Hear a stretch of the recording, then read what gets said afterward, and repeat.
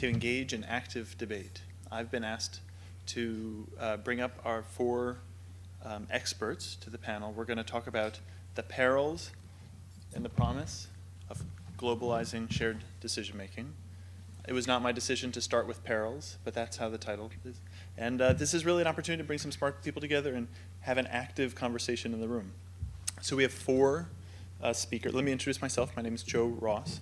I am a primary care physician at Yale University and very new to the shared decision-making world, but very active in quality and measurement issues and health policy issues and drug and medical device regulatory issues.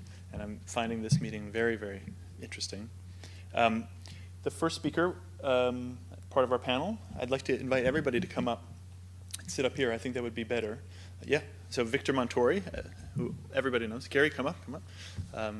Victor, as we all know, he's a professor of medicine at the Mayo Clinic. He's an endocrinologist and health services researcher, author of many more publications than anybody else here, editor of 2 books on evidence-based endocrinology. He's the director of the healthcare delivery research program at Mayo, and runs Mayo Clinic's CUR unit to advance person-centered care for patients with diabetes and other chronic conditions. Second speaker is Gonzalo Gianella, who is a Peruvian physician, experienced in managing human rights conflicts in healthcare. He completed his training in pulmonary and critical care medicine, and early in his career he became involved in human rights activism, participating between 98 and 99 with the Peruvian Ombudsman's Office, working on issues over forced sterilizations. Gary Schwitzer, who is here and spoke to us last night in the plenary, has more than 30 years of experience in health journalism. He's the founder and publisher of the Health News Review, and a former professor of journalism and mass communication at the University of Minnesota, teaching health journalism and medical ethics, and a former news reporter with more 30 years experience in print, radio, television, and internet news. And where's Maggie? There she is. She's coming. Oh, there she She just wants to make a name. Yes, well, she's smart. So Maggie Breslin is a designer and researcher with a unique focus in healthcare. She pioneered the role of designer-researcher at Mayo Clinic's Center for Innovation, where she joined in 2005 and helped build the program until she left in 2011 to establish her own practice. She leads research, design, and development efforts around topics as diverse as decision-making, risk communication, integrated practice models, remote care, caregiving, and minimally disruptive medicine. So what I'd like to do with this session, we can take it however we all find it to be most useful. I think what we'll start is have Victor and then Gonzalo each make some brief comments, 5 minutes, so their thoughts, their ideas around the perils and promise of globalizing shared decision-making, and then we want to open it up to you. And I have some ideas of how we can take this conversation, and I'm hoping that Gary and Maggie do as well, but the idea is for this to be free-flowing and to bend the boundaries a little bit. So, Victor, maybe you can get us started.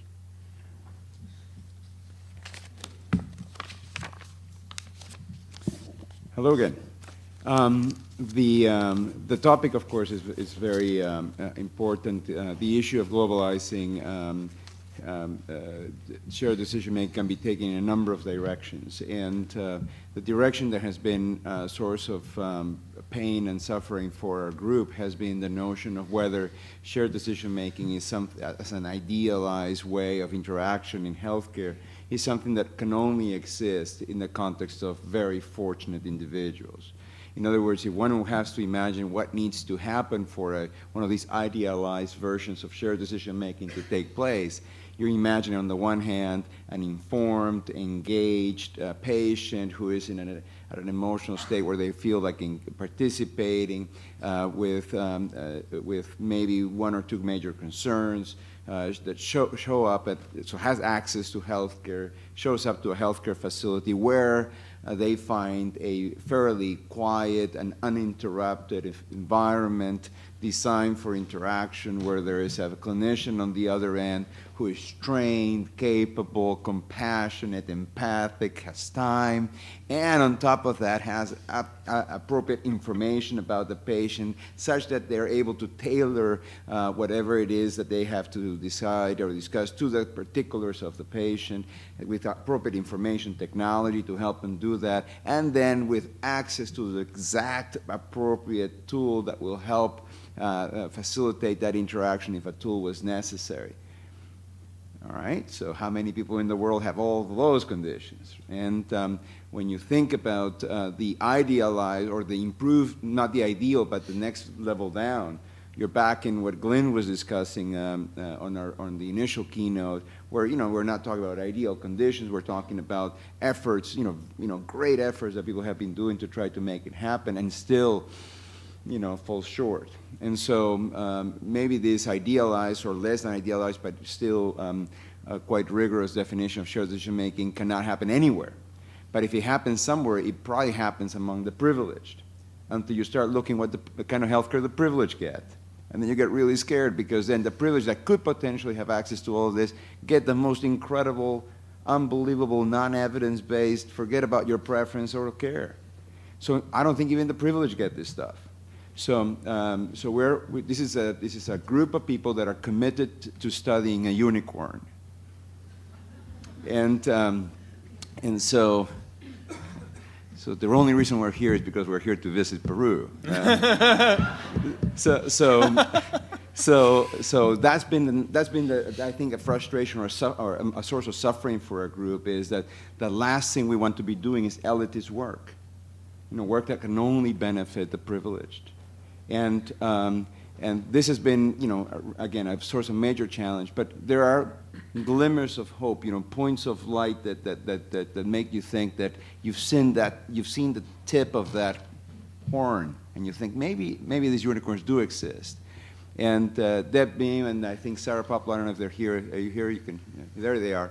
So in Hennepin County Medical Center, inner city Minneapolis, we were having a meeting about primary care research, and somebody completely casually mentions that they were using some of the decision-making tools that Annie helped design with a homeless man. And I got hope. I'll leave it there. Okay. I'll stop there. Gonzalo, Well, good morning to everyone, and bienvenidos a Miraflores. I'm from this neighborhood, so I hope we are treating you well. What will be some points that I want to make around this whole idea? As the presentation said, I have some experience in managing conflicts with healthcare providers and patients around human rights things. And probably what I would say is the question is, can we make something like shared decision making global? And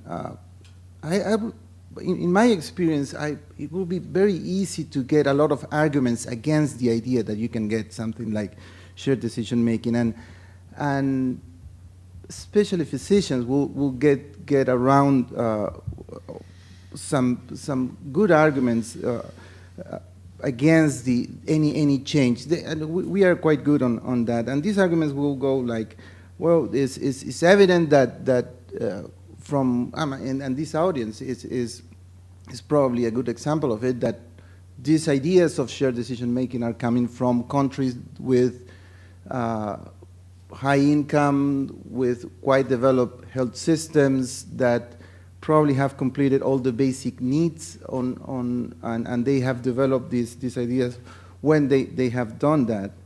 And that's the way that we may see medicine too, like an evolving science that comes from big surgeries with big scars, with laparoscopic procedures or minimal invasive. So I think that's a kind of a medicalized way of trying to stop any change. So a system with limited resources should be more reasonable to use those resources in try to fit that need, the needs that you have, and like complete vaccinations, infrastructure, and maybe, and this is quite frequent in countries like Peru, maybe it's more important to get more attention into the working conditions of healthcare providers, like doctors don't get well paid in our health system.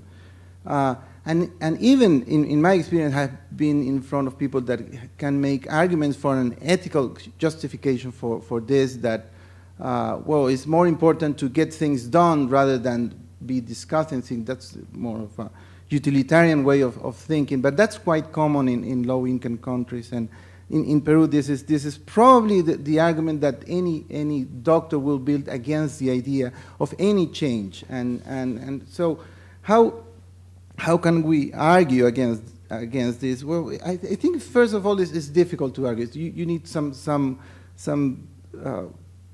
degree of to think around some ideas to argue against doctors that work in conditions that are quite difficult. But I think you can tackle this idea by saying that this is a paternalistic way of seeing medicine.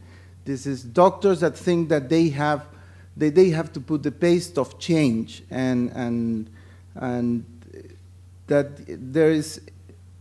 that the idea of medicine is that everything that happens in medicine has been because of medicine has developed with not only with science, like all our technical discoveries and all our development, but also anything ethical or anything around patients' rights has been part of the medical development, and that's actually not true. I mean, informed consent, the respect of dignity, are not things that come from medicine. Medicine has been part of the development, but they are things that belong to human beings, and sometimes there have been a lot of conflict between medicine and the development of this concept. So I think that's kind of a first idea that you can throw to healthcare providers that resist change. The other thing that is quite important, and that's especially in countries like Peru and a lot of countries around the world probably, is that all of these issues around respect of dignity, human rights are part of our legislation, have been incorporated to our legislation. The right to health is part of it. It's not only around access, but also the respect of dignity, that has a lot to do with autonomy. So this is part of the agenda and the tools that citizens have when they demand healthcare. In my experience, and I will end here, if you don't argue against the idea that you cannot do this because of problems with resources, that is the main issue, or problems that just wait for me to complete all my basic needs as a healthcare provider, and then we start talking about shared decision making, the only thing that you are going to get nowadays is conflict. Because what citizens demand is healthcare that has not only a good healthcare with technology and cheap medications and universal access, they also demand respect of dignity, and they have that already. So I think there's no room for not to think in healthcare in low-income countries like Peru. There's no room to think that a change like shared decision-making, patient-centered medicine is the only way to go. If we don't do it, we will have what we have now. We have a lot of conflict in our hospitals, and I think that's a central idea from somebody that has been involved in conflicts in healthcare for several years. So I think so that gets us started, and I do want to encourage the audience to ask questions and engage. Maggie, I'm wondering if you can get us started and reflect a little bit about this idea of patient privilege versus sort of the informed or enlightened system, redesigning systems to enable patients and physicians to create shared decision. Is it a matter of the patients being privileged or the systems having a better understanding of the way to promote interactions? Promote interaction. Well, I want to just sort of clarify that my experience with healthcare and systems sort of outside of the United States is fairly minimal. So I think certainly my ideas about globalization and those kind of pieces should all be taken with a grain of salt, because they were kind of evolved, I think, over the last couple of days listening to a lot of the talks here. But, you know, one of the things that kind of occurs to me is in the innovation group that I worked in when I was at Mayo Clinic, we used to kind of have a joke when somebody would paint a future picture of how a care interaction might play out based on some new innovation that was being discussed or being talked about. And one of us would say, oh, you mean care the way we thought it was supposed to work anyway?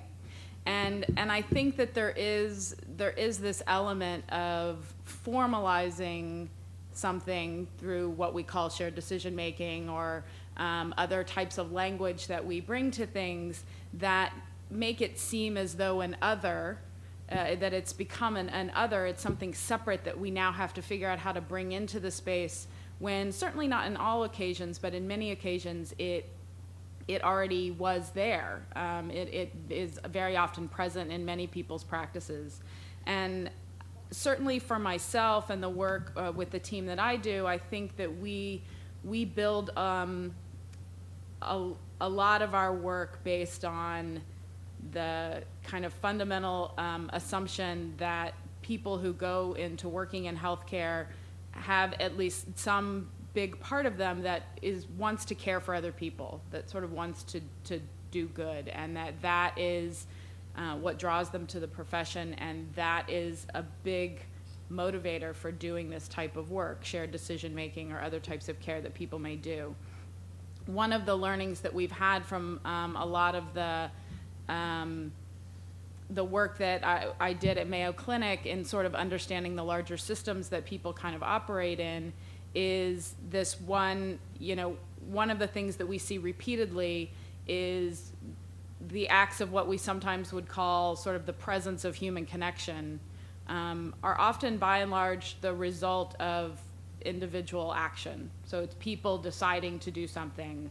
You know, an example of that might be when we were doing work in the hospital, one of the things that we often saw was doctors going back after their rounds to spend time with a patient, talking to them about fishing or something they were interested in, a patient that they'd recognized was kind of depressed and sad about being in the hospital. So those are the types of examples that you would see.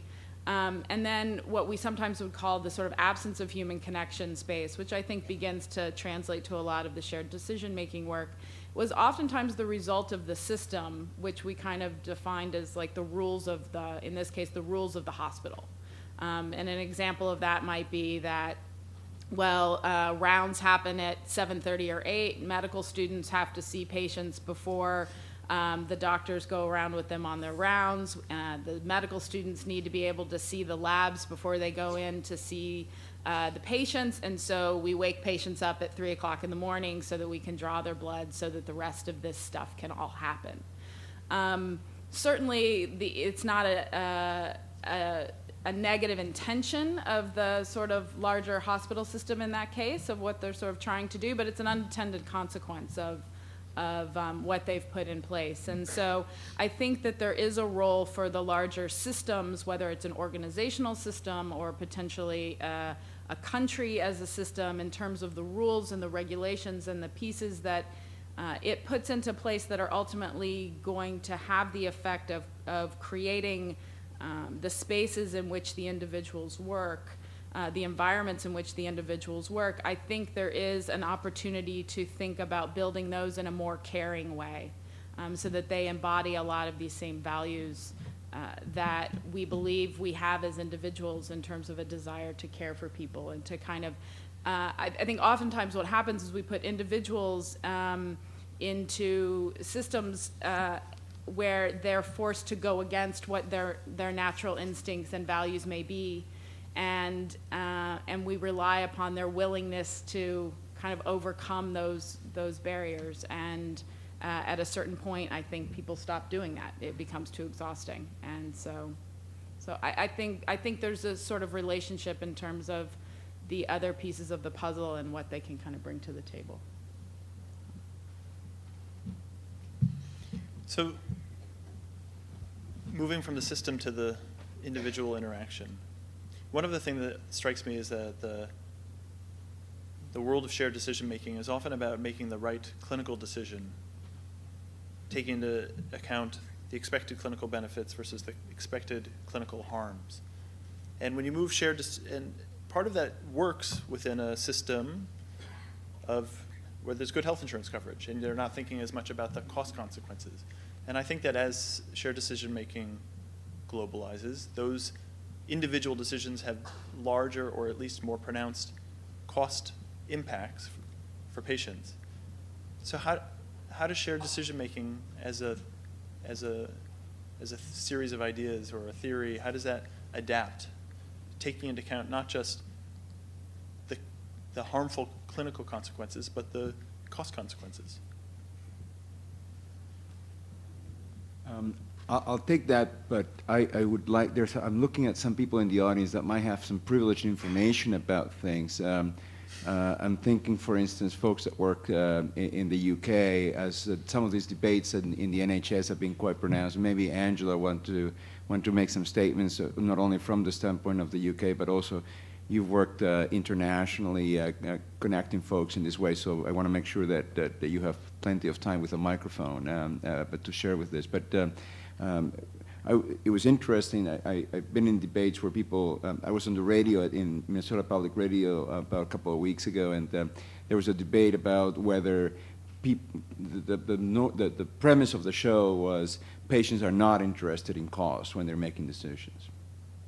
And then every single caller talked about how they asked their doctor about cost and the doctor couldn't tell them, and how they figure out the cost of the stuff when they went to fill out the prescription and they were shocked. And every caller wanted to talk about cost, but somehow we had gotten to the point where the premise of the show was that patients don't care about cost. And I was in Washington 2 weeks prior, and that was the consensus in the room, that, oh, patients don't care about cost.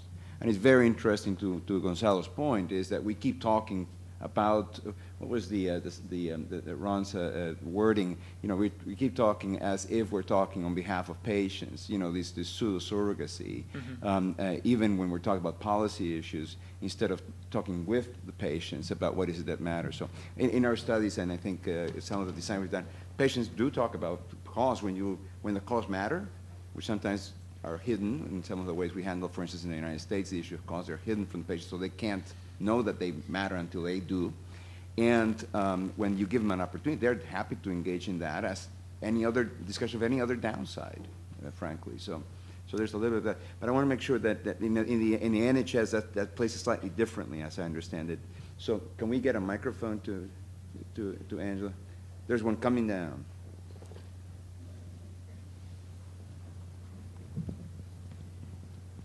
Thanks. Well, of course, as I'm sure everybody knows, patients in the NHS in England, in the UK, don't have to pay at the point of use. And so the cost of a treatment is, in that sense, not directly relevant. But discussions with patients about the total cost of healthcare and the kind of value of healthcare resonate very much in the UK, as I'm sure they do in Peru and elsewhere. I mean, in a collective system like ours, we are very clear that one person's, you know, over expenditure or overuse is somebody else's loss. And so it's perfectly possible to have a discussion with patients about cost, I think. Value and indeed quality is even more complex for patients to get their heads around, I think. I mean, the NHS, because it's, as you probably know, it's kind of a British religion. And people, that doesn't mean people are not critical, they are, but they have, I think we're all born with the idea that healthcare should be free at the point of use and should be good quality and equally good everywhere. So we have a very strong sense of equity, of distribution. That's a kind of underlying principle that most British people sign up to 100%, which is one of the reasons why we're very suspicious of private healthcare often. But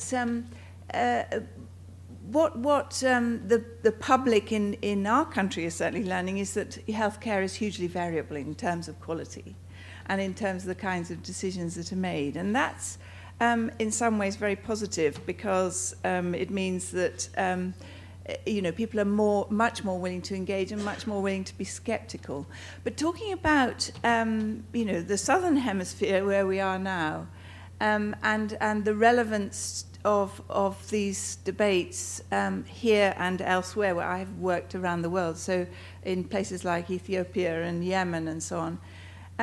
What I think we're learning is that actually these kinds of debates are very relevant, pertinent, current, almost everywhere you go. The context is very different, and Ron Epstein in his wonderful talk has just reminded us how important the context is.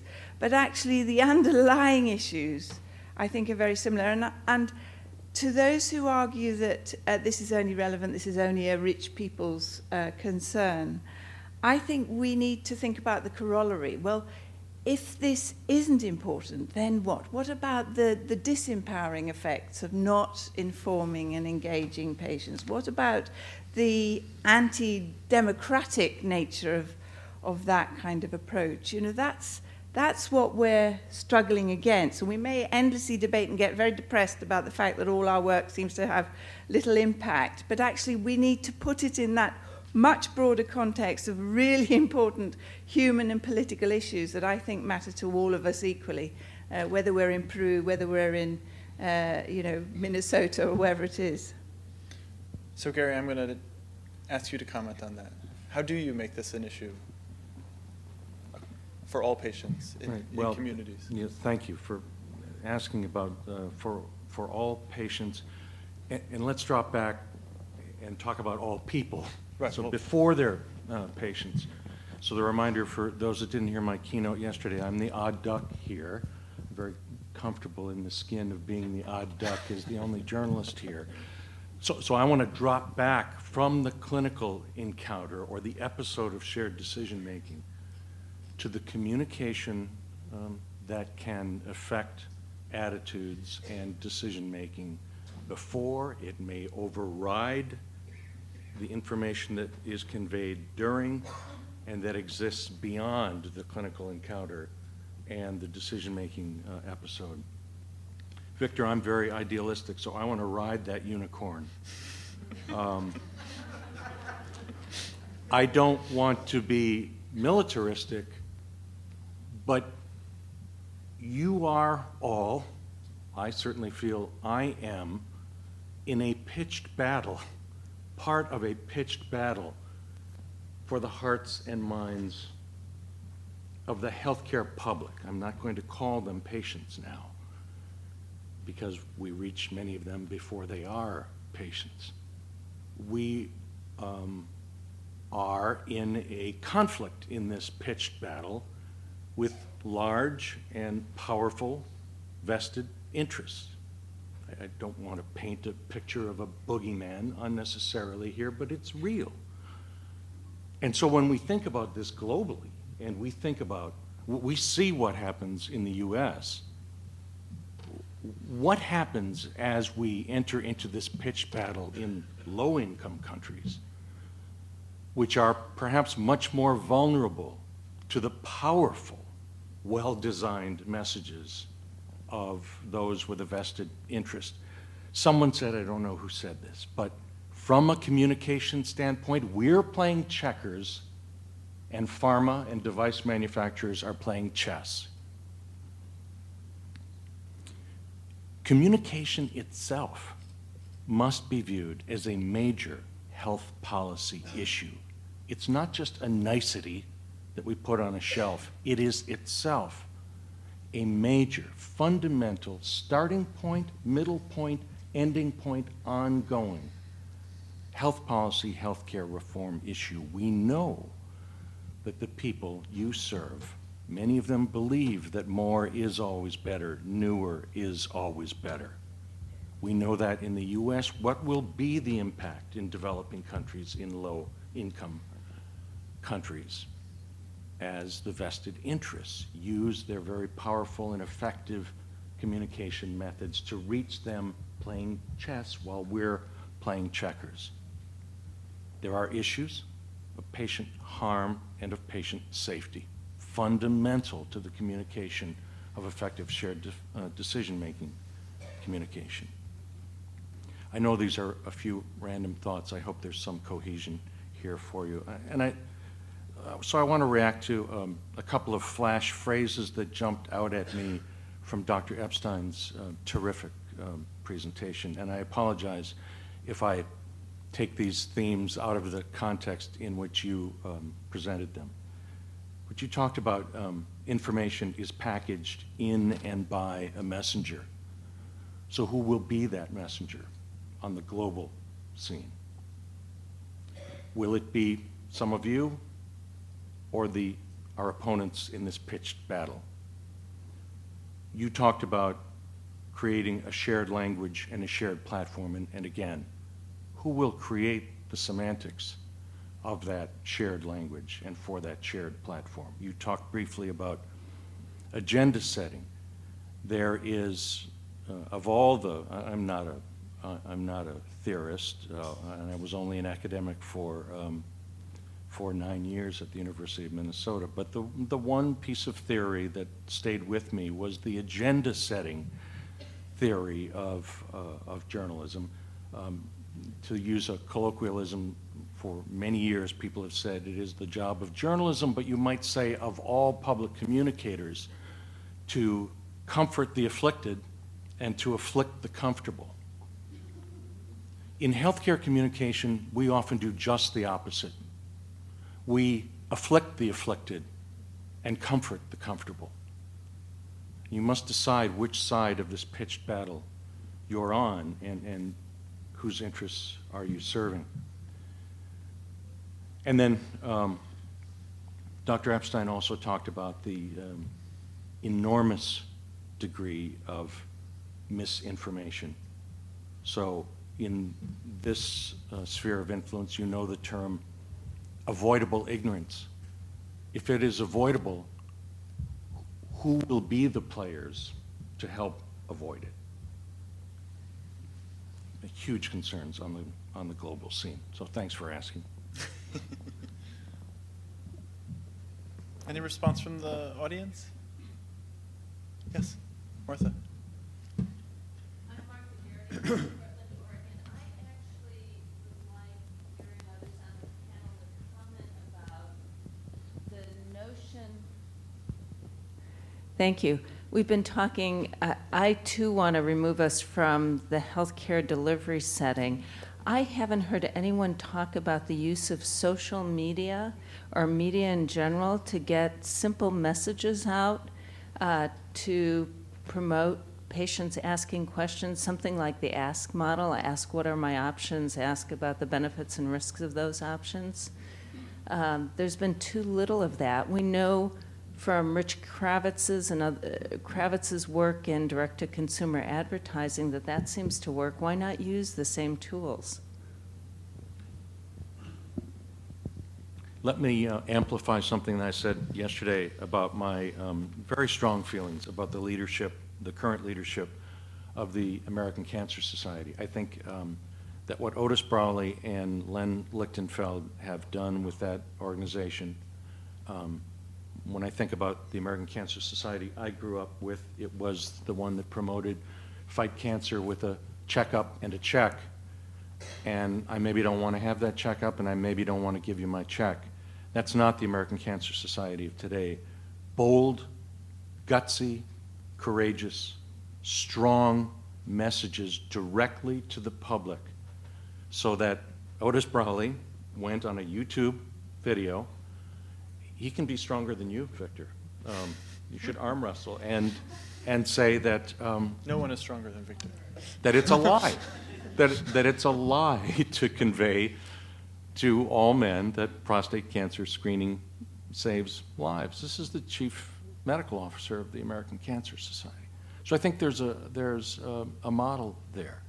I also talked yesterday about some of the good and some of the bad in people going to the web and in using social media. I would again like to ride the unicorn and agree with you, Martha, that there is tremendous potential in what these new formats offer to us. So I don't want to talk any more about that, but if anyone else wants to respond to Martha with models they've seen that they applaud, maybe that would be constructive. Since I'm taking the position of obliqueness here, one of the things about social media that's challenging is that at times it feels like we're talking to each other. And the people that are connected are the people that are speaking, are the people that are listening, and it seems to be like it's the same community. I've been quite active on Twitter, quite active on the blog, and I have to tell you, the people that retweet what I say is essentially the same people every time. And the people that write, that I write about, they write about what I'm saying, and there's a lot of speaking to the same group going on.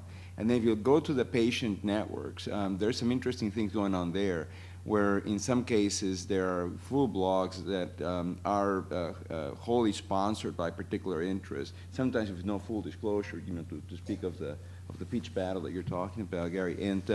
And patients are participating quite generously of that, while people are for instance, profiting from that sort of information or participation. So in many cases, it's almost as corrupt as some forms of healthcare, and it's very challenging but what I think is wrong, and here's where I'm going to become a little more positive, what I think is wrong is not to be present in that space, and not to participate in that space, and not to provide the counterbalancing anecdotes and stories and opinions. But it's a practice, and just like I don't expect journalists to operate, I don't expect, for instance, physicians to be good at it. And I think that I would expect that there will be people that will get trained to communicate better in that space. And there are opportunities to that. I mean, Michaela is over there, but the Mayo Clinic Center for Social Media, the things that they try to do, people think it's like a PR stuff, but what they're trying to do is really they go around the country doing residencies for health professionals to learn how to use social media, regardless of what institution they're in. And I think that's actually a good thing that they're doing, because people have to participate. But I'm not entirely sure that it is I'm not entirely sure that we're having a dialogue to the extent that we would want, and where patients can participate and clinicians are there on equal footing. I'm not entirely sure we're there yet. That's my view. Yes. So Annie has a microphone over there. Okay, it's Jen Kreveruchko. I was sitting trying to decide if Gary was rude or not, making comments about riding unicorns, but I wanted to challenge you thinking about episodic decision-making as opposed to decision-making being a way of being in the world. And one of the things that I think I understand from what Ron was saying is that values are a property, an emergent property, I guess, of a complex system, as opposed to, a thing that you can rely on. And so I think if you think of values as being an emergent property, then they can't be far removed from the global issues or the systems that they arise in or that they become constructed in. And then they can't be that far off from the communities or the social structures in which they're constructed, which means globalization is completely relevant for shared decision making.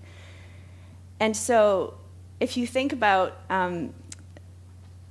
that shared decision making isn't, an episode, it's a way of being in the world, that it's not about riding the unicorn, it's about sparkling a little bit like a unicorn. And everybody wants to sparkle. And then back to what Maggie said about, well, isn't this the way we're supposed to be doing things in the first place? And I think shared decision making, it's like just trying to put a little bit of the sparkle on how we take care of people or how we are in the world, as opposed to being a thing that we're accomplishing. I think shared decision-making is about recognizing human dignity in healthcare, so the sparkle, as opposed to, being a different way of doing something or something that we're falsely constructing. And so I think it can't be something that isn't global, because it's the way people wear care or the way they are in the world. So I just wanted to challenge you to think about it not being as episodic, but as being sparkles.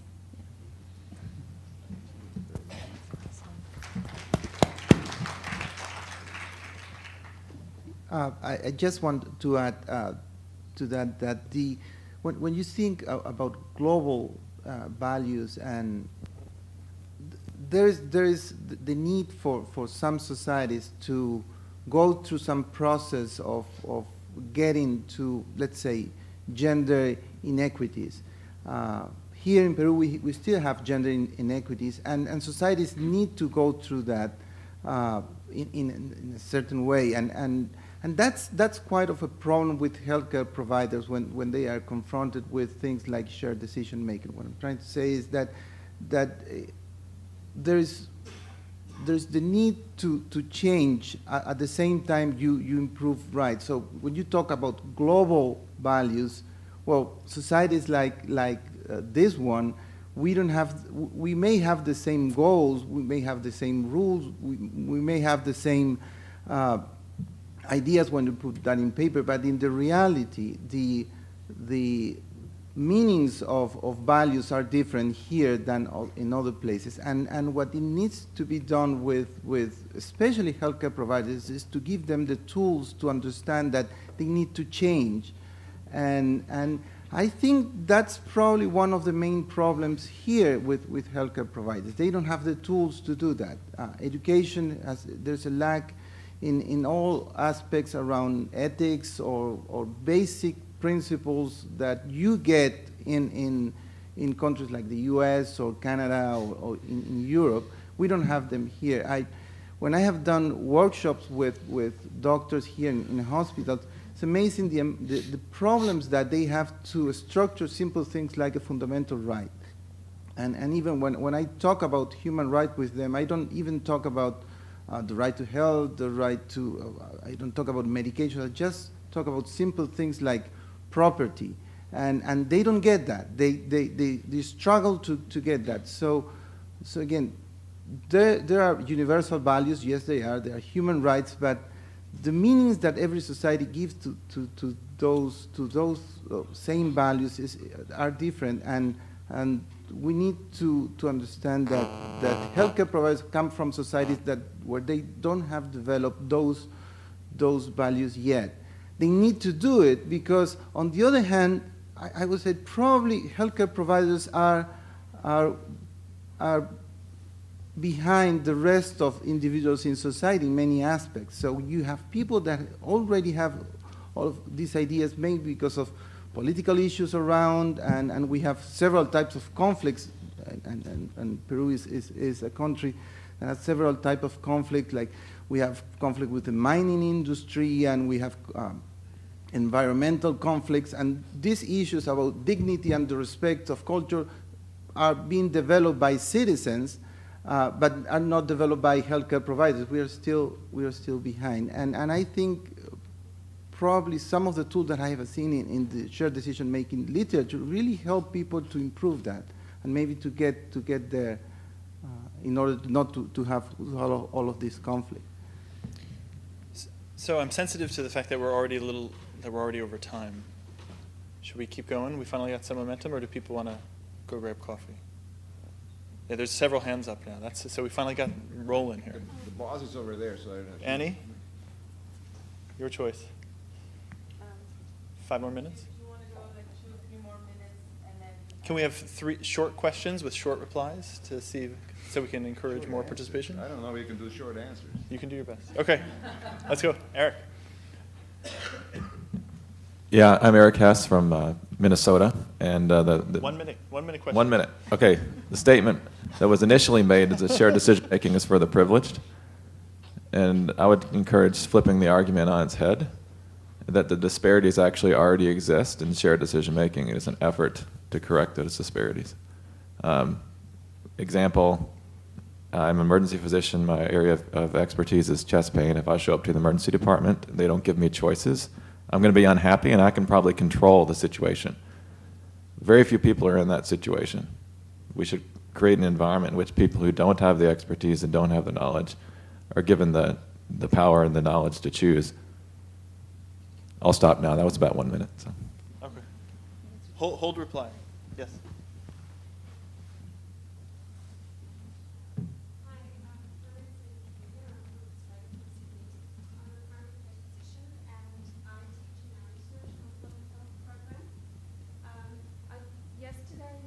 special interest group meeting at lunchtime about shared decision making in low resource settings, and we had 22 people come, so that's like 10% of this community.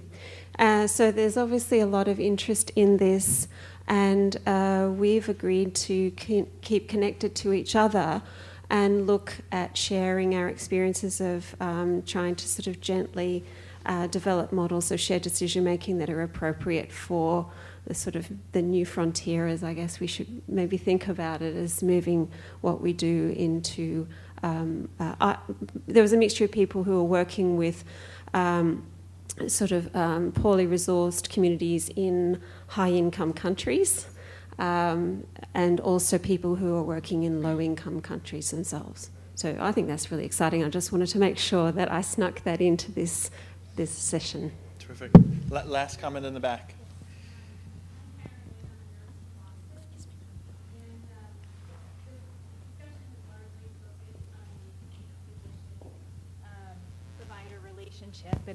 And nurses make up the largest healthcare workforce aspect.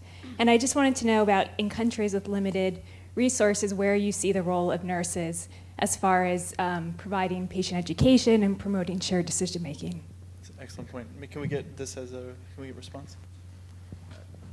We can do it together. Yeah. Do you want to try? Well, nurses are as you say, they get a lot of the workload in healthcare, and here in Peru is the same as I think in everywhere. Unfortunately, what I see from nurses is the same here is the same thing that I see from doctors in terms of paternalistic and that type of attitude, and I think the limitations that they have here are common both to doctors and nurses. Unfortunately, I don't see them more close to patients here than doctors. There is a distance still from, I think, the whole healthcare provider community and patients, and that's more marked in areas of the country where all the problems are more prominent, like racial problems and ethnic problems. So probably what has been done here to improve that is to get people from the community to participate, and we call it health promoters, and that's done by a lot of NGOs in rural areas. There has been an experience with trying to institutionalize deliveries and to do it the traditional way in health services. This had happened in a couple of areas where we had high maternal mortality rates, and that had been quite an experience.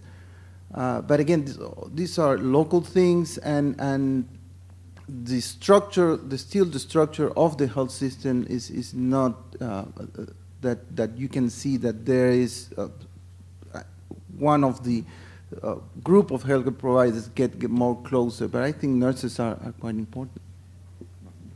Okay, I just wanted to thank the panelists for the discussion, and please head up and enjoy the coffee break.